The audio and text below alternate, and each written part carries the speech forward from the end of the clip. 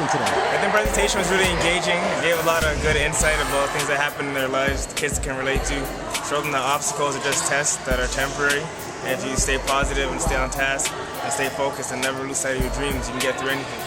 I thought the presentation was excellent. The thing that I liked the most about the presentation was that they started off very humbly by explaining their backgrounds, where they came from, describing their struggles, just keeping it real, because the reality is that the audience that they're speaking to could really connect to that. It's really very much a lot of the experiences that the youth that are here today experience. Our common faces all the time, but what he brings in is that grassroots, straightforward message.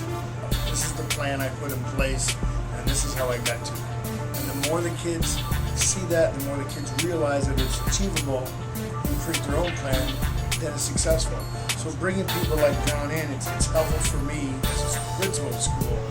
Kids relate the two pieces together. Hey, he's been there. What did he do? And the interesting thing is the breakdown. They always think guys like him had it easy their whole life. They got there. They're, oh my God, he's the same as I was. And yeah, yes, he's 6'9".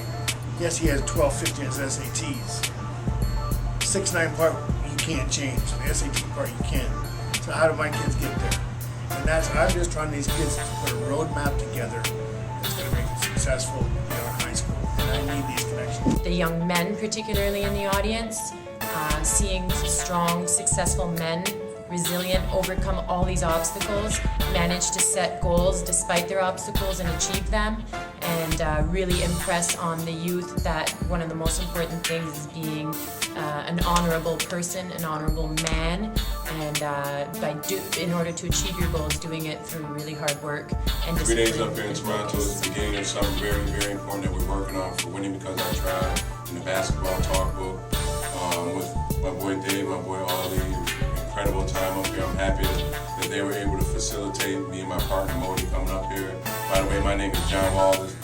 I'm going to be back up here in Toronto in a huge, big way, all over the community, in all the schools, all the community centers, YMCAs. We're trying to get in there. If we haven't gotten to you yet, please reach out to my boy Audley or myself or my boy Modie or Dave.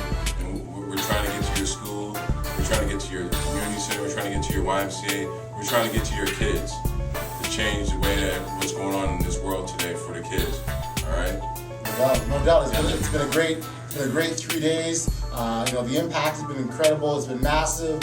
It's been huge, and we're just really excited at the potential and where this can go. And more important than anything else, the difference that we're trying to make here. And we all have a responsibility to one another, as far as I'm concerned. And as long as we're exercising that and doing what we can for the betterment of someone else, it's all good, man. Incredible. I got a question for John. Okay, John, what were some of the highlights for you being a part of this program? Honestly, man, the first day when we had the Falling Brook School, we had that's the most kids me and Modie talked to in one particular setting. We've had big audiences before, 100, 200 kids, 300 at the most, but to have 700 kids, not only that, to have them all attentive, and we captivated them, and they were, it was so much fun. That's the one that's one thing that really sticks out in my mind, Dave, is being at Falling Brook School and having 700 kids listening at every word. Now, why is it so important for you to connect to them? I have to connect because some of the youth, they look up to me for whatever reason. I'm not saying they should, but hey, they look up to me, and I try to set a good example for the youth to have a positive influence in their life. And if I can change one kid, I've done my job. But I feel like we definitely changed more than one kid up here. We've definitely made an impact, and we're going to absolutely be back very soon. You identify one memory, one moment, one thing that stands in your mind. So when you go back home and you go, wow, when I was up in Toronto, here's a memory that sticks out for me. Well, we just came from the George Harvey School, and the kid, Mark, he came up to me and he said, one bad decision can change your life, but also one good decision can change your life for the better. So one bad decision can ruin your life, and one good decision can change your life for the better forever. So, and the fact that he grasped that from all the talk, that's what he grasped from it, I love that.